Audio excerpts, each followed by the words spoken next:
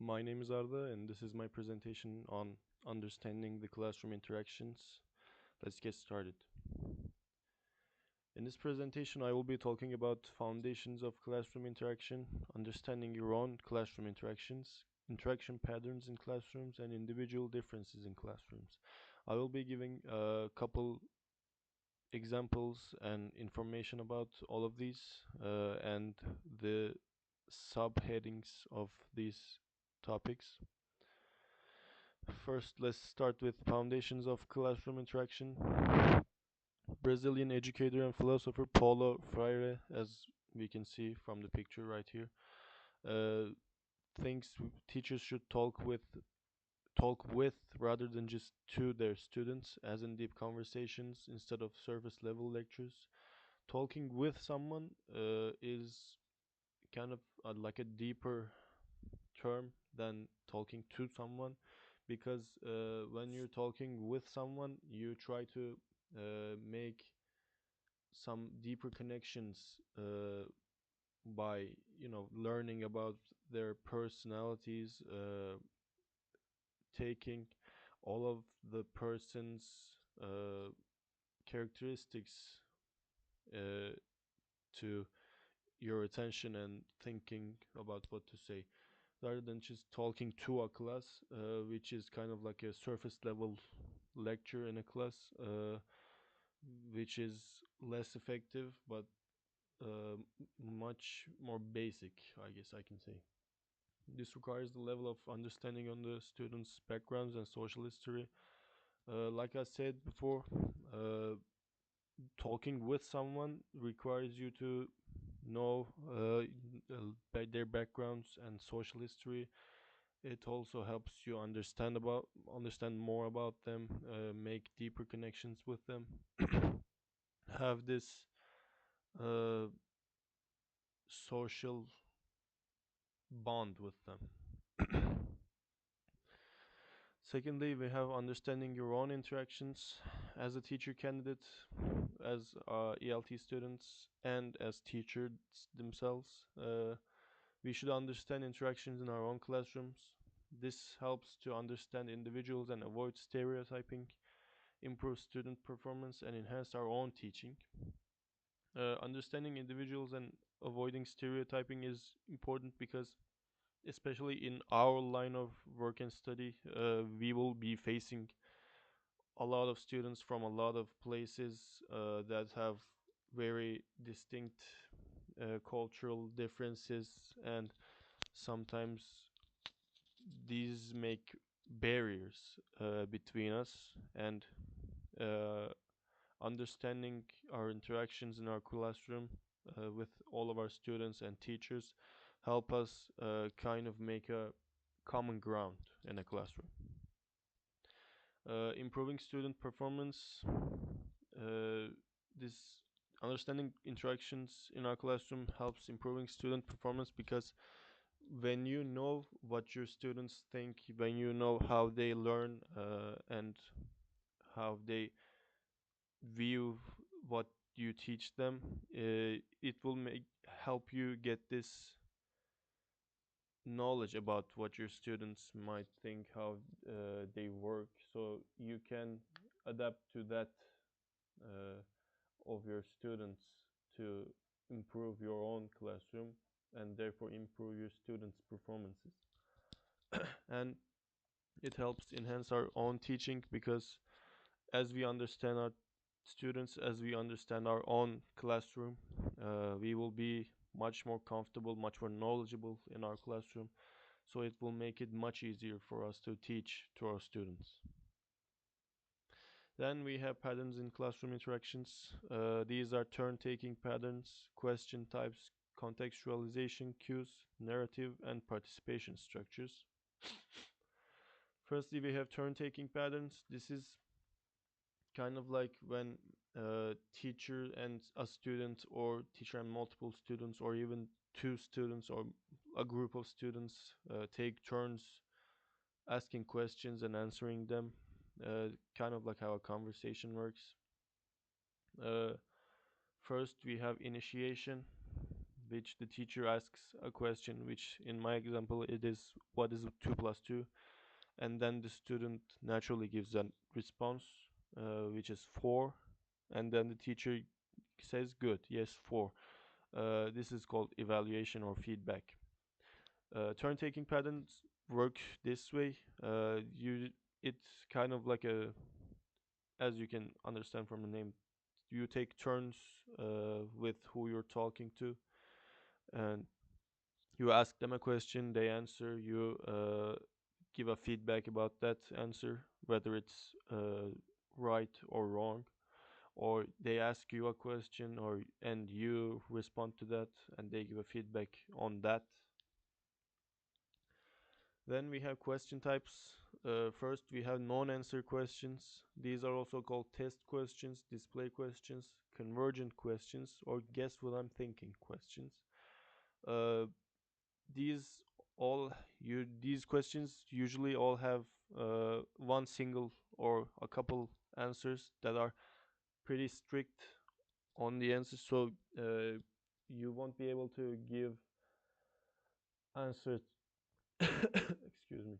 You won't be able to give answers out of what the teacher expects or thinks about. So these usually, like I said, these have only one or a couple right answers, and you should know the answer to this and answer by that knowledge. Then we have open-ended questions, which are also called genuine questions, authentic questions, information-seeking questions, divergent questions, or WH questions. These are more like, questions that are on your own personal opinion. These don't have one strict answer. You just have to give out your own uh, point by putting your own idea about that knowledge you know about something. So, uh, for example, not really uh, a very it's gonna make be a very general example on this, but uh, an example for open-ended questions is what's your favorite movie? Maybe everyone has a different answer to that. Everyone has their own thinking points on this. They all share their own opinions, and there's no right answer. It's just what your own opinion is. Both of these may work in a classroom environment depending on what the questions are, of course. But open-ended questions might be a little better for a classroom environment when you are trying to make a environment that's based on social conversations and social bonds, because you will have an idea of your students, your teachers, and they will have an idea of you because you take their opinions instead of one single answer. So it helps create those bonds. Then we have contextualization cues. As we can see from the example here, we can say, oh, great, or we can just say, oh, great, as in our meaning, our feelings. We can use like a negative contextualization cue to, use maybe sarcasm or have a negative opinion about something. Or we can use the second one to uh, uphold our uh, opinion or feeling, make it more uh, enthusiastic, more excited. Then we have narrative. This is called the classic narrative arc. We see in the picture. The first is exposition of or status. The second part is rising action. The third part is climax. Fourth is falling action, and the last one is resolution. This is kind of something we can see in stories in general out of classes too. But when we are teaching, teachers actually use this a lot. You put something to a climax to gather attention on what you're talking about, and then you put a resolution after that by having kind of like this falling action. Then we have participation structures. These are group check-ins, maybe small groups, whole group discussions, individual quick writes, or group sharings. Uh, these are not all bad or good, but these check-ins or group discussions can help you understand your class environment, your students, by observing their participations, as we can see from the name, participation structures. Then we have individual differences in classrooms, which may be caused by different generations, language backgrounds, multiple countries of origin, ethnic traditions, or usage of internet communities and social media. It's not usually between students and uh, other students, but different generations might apply usually for teachers and students, since students are younger than their teachers. They will have this generational difference that might give them different opinions about certain things, or different ideas about them.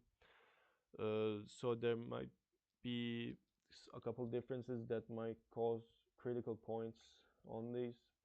So understanding these different generations, their differences, uh, will help make a more healthy classroom environment. Then we have language backgrounds. Of course, as I said, in ELT, we will be facing a lot of language differences, cultural differences. So it's important to know other language speakers, because the way they will speak the same language as us will be different because of the language they speak. At times, their accents will be different. We should be able to understand the rules in their languages to understand them speaking English or Turkish or whatever language we're speaking at that moment, because uh, non-native speakers tend to apply some language rules to other languages they speak, which may cause a little confusion, but understanding their backgrounds will help us solve these problems of differences in our classrooms. Then we have multiple countries of origin. uh, this is again our kind of more prominent in our line of study. uh, There will be a lot of multiple countries of origin, especially for English teaching teachers, because English is one of the most spoken languages in the world. They the students will have multiple countries of origin. They will be like maybe 10, 15 different countries all together in one classroom, and not knowing their cultures and their traditions, their customs, will cause in a kind of like a chaotic environment in that classroom. So understanding their origin will help us solve this problem. Same goes with ethnic traditions. This is kind of uh, similar to the cultural part I just mentioned.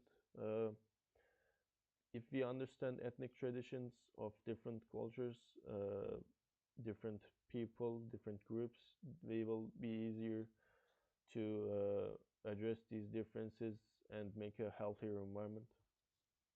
Then we have usage of internet communities and social media. Someone that uses social media a lot would be more knowledgeable, as expected, in that uh, social environment, in a digital environment, uh, than one that's not really into social media, doesn't have much screen time.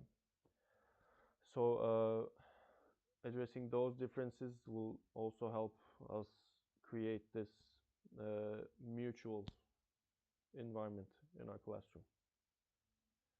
And this is all from me. Thank you for listening.